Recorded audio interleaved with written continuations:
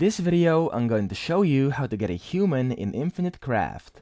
So the first thing you need to do is combine water with water to get a lake, and then lake with another water to get an ocean.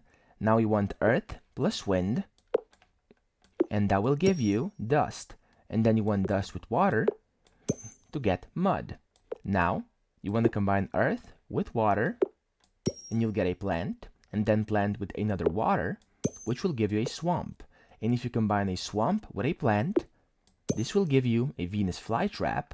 And then you want to combine earth with the ocean, there we go, to get an island.